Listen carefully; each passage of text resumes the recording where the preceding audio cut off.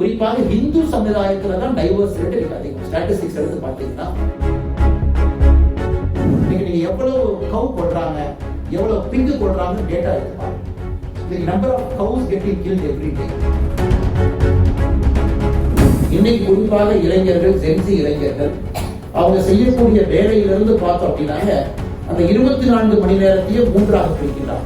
இது மிக தவறான ஒரு பார்வையில ஒரு தலைமுறையை வளர்ந்து கொண்டிருக்கு. விவாகரத்து செய்யும் பொழுது நம்ம சொத்தை எப்படி பிரிக்கணும், நாம எப்படி அதை டீல் பண்ணணும் அப்படிங்கிறது இன்னைக்கு பல இடத்துல கொங்கு பகுதியில் நான் பார்க்கின்றேன். புதிதாக திருமணம் ஆகிறவங்க இன்னைக்கு நிறைய இடத்துல நான் பார்க்கிறேன். சர்ச்சில் குறிப்பாக நம்முடைய சவுத் தமிழ்நாட்டுல திருமணத்திற்கு முன்பு பையன் ஒரு வாரம் கோர்ஸுக்கு போகணும், பொண்ணு ஒரு வாரம் கோர்ஸுக்கு போகணும். 2 பேருமே சர்ச்சுக்கு ஒரு வாரம் கோர்ஸுக்கு போகணும். ஃபாதர் சர்டிஃபை பண்ணாதான் மேரேஜே நடக்குது. அதுல ஃபாதர் எடுத்து சொல்றாங்க திருமணம்ங்கிறது என்ன, உடல் கூறிலிருந்து பயாலஜியிலிருந்து அடிப்படை எல்லா விஷயத்தையும் சொல்லி இருவரையும் தயார்படுத்தி தான் திருமணத்துக்கு அனுப்புறாங்க. ஆனா நம்ம இதுல அந்த விஷயங்களை நாம் இன்னும் ஆழமாக பின்பற்றணும். குறிப்பாக இந்து சமுதாயத்துல தான் டைவர்ஸ் ரேட் அதிகம். ஸ்டாட்டிஸ்டிக்ஸ் எடுத்து பார்த்தீங்கன்னா மற்ற சமுதாயத்தை விட இந்து சமுதாயத்துல டைவர்ஸ் ரேட் அதிகமாகி கொண்டிருக்கிறது. அது 2வது த்ரெட். அதையும் நாம் எல்லோரும் சேர்ந்து சரி செய்ய வேண்டிய கட்டாயம் நமக்கு இருக்கு. 3வது உலகத்துல மதங்களுடைய வளர்ச்சி, அதுல சனாதன தர்மத்தினுடைய பங்கு இன்னும் 20 ஆண்டுகள் கழித்து எப்படி இருக்கணும், உலக அமைதிக்கு நாம் என்ன செய்ய வேண்டும் ஒரு கருத்தை உங்க முன்னாடி வச்சிருக்கிறேன். இன்னைக்கு நீங்க எவ்வளவு கவு கொள்றாங்க, எவ்வளவு பிங்கு கொள்றாங்க டேட்டா எடுத்து பாருங்க. இன்னைக்கு number of cows getting killed every day. இன்னைக்கு அமெரிக்கன் ஸ்டாட்டிஸ்டிக்ஸ் எடுத்து பார்த்தீங்கன்னா உலகத்துல எவ்வளவு பிக்க கொள்றாங்க. பிக்கெல்லாம் சாதாரணமா கொள்றது இல்லையா. பிக் அப்படியே எடுப்பாங்க. பெரிய பெரிய பண்டிகைல யூஎஸ்ல ஒரு பெரிய கன்வேயர் பெல்ட்ல பிக்கு உள்ள போகும். அந்த உயிரோடு இருக்கக்கூடிய பன்னியை அரைச்சு அது வெளியே வரும்போது அது ஒரு மீட்டா பண்ணி பாக்ஸ்ல போட்டு வெளியே வந்துடும்.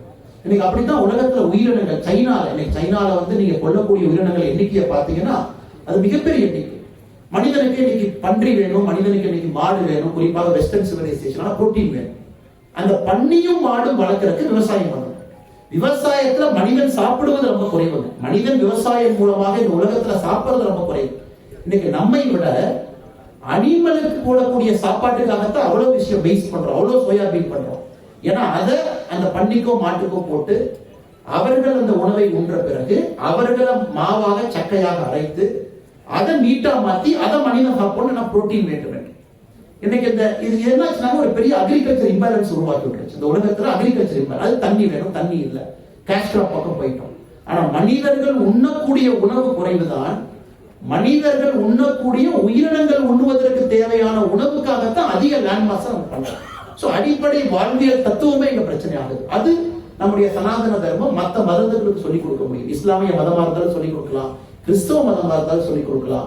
அடிப்படை கோட்பாடுகளை நம்முடைய மதத்துக்கு சொல்லலாம். அதனால சொன்னாங்க, ஏன்னா ஒரு இஸ்லாமிய நண்பரோ கிறிஸ்தவ நண்பரோ தப்பா நினைச்சுக்கணும். அவர் மைக் எடுத்து சொல்லிக் கொடுங்கன்னு சொல்றாரு. ஏன்னா இந்த மதம் அந்த மதங்கள்லாம் உருவாவதற்கு முன்பாகவே வாழ்வியல் நெறியாக இருந்த ஒரு நெறியிலிருந்து இருக்கின்றோம். மதம் என்கின்ற வார்த்தைக்குள் நாம் கட்டுப்பட்டு நிற்கின்றோம். இன்னைக்கு குறிப்பாக இளைஞர்கள், ஜென்சி இளைஞர்கள் அவங்க செய்யக்கூடிய வேலையிலிருந்து பார்த்தோம் அப்படின்னாங்க அந்த 24 மணி நேரத்தையும் 3ஆக பிரிக்கின்றார்கள். தனிப்பட்ட ஓய்வு அதற்கு ஒரு 10 மணி நேரம் வேணும். ஆபீஸுக்கு போய் வேலை பார்க்கறது 6ல இருந்து 8 மணி நேரம். என்னோட சோசியல் லைஃப் என்ஜாய்மெண்ட்டுக்கு 6 மணி நேரம் பார்க்கறாங்க. இது மிக தவறான ஒரு பார்வையில ஒரு தலைமுறையை வளர்ந்து கொண்டிருக்கிறது.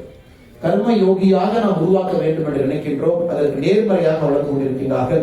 அவர்களுக்கு மிக முக்கியமாக இந்த மாதிரி ஆன்மீக துறவிகள், குறிப்பாக அன்பு இல்லம், இந்த பயிற்சி அந்த குழந்தைகளுக்கு போகணும். செய்யும் தொழிலே தெய்வமாக பார்க்கக்கூடிய மனப்பக்குவத்திலிருந்து ஒரு வேலையை வெறும் கடமையாக மட்டும் பார்க்க ஆரம்பிக்கும் பொழுது அதனுடைய முழுமையான பரிமாணம் நமக்கு கிடைப்பதற்கான வாய்ப்புகள் ரொம்ப குறைவு. இது இன்னைக்கு நம்முடைய சமாஜ், நம்முடைய சொசைட்டி முன்பு இருக்கக்கூடிய ஒரு முதல் சேலஞ்சாக நான் பார்க்கின்றேன். ஏன்னா இந்த சமுதாயம் இன்னும் 20-30 ஆண்டுகள் கழித்து வரும் பொழுது எவ்வளவு பிரச்சனையை இந்த சமுதாயம் பார்ப்பாங்க. இன்னைக்கு ப்ரீ நப்ஷியல் அக்ரிமெண்ட் போடுறாங்க. குறிப்பாக ஜென்சி இந்த 2000 ஆண்டுக்கு பின்பு பிறந்தவர்கள் பார்க்கும் பொழுது திருமணத்திற்கு செல்லும் முன்பு அமெரிக்கால எல்லாம் ப்ரீ நப்ஷியல் அக்ரிமெண்ட் போடுறாங்க. அதாவது விவாகரத்து நம்ம செஞ்சுக்கிட்டோம் அப்படின்னா விவாகரத்து செய்யும் பொழுது நம்ம சொத்தை எப்படி பிரிக்கணும், நாம எப்படி அதை டீல் பண்ணணும் அப்படிங்கிறது இன்னைக்கு பல இடத்துல கொங்கு பகுதியில் நான் பார்க்கின்றேன். லாயர் வச்சு அக்ரிமெண்ட் போட்டு தான் நிறைய திருமணத்துக்குள்ள புதிதாக நாம் இந்த விஷயத்தை கேட்கின்றோம். இது நான் ஒரு 2வது சேலஞ்சாக பார்க்கின்றேன். காரணம், ஒரு குடும்ப வாழ்க்கையில மிக வேகமாக வெளியே வர வேண்டும். சின்ன சின்ன பிரச்சனைகளுக்கெல்லாம் போட்டுதான் தீர்வு, எல்லாவற்றுக்கும் ஒரு சண்டை.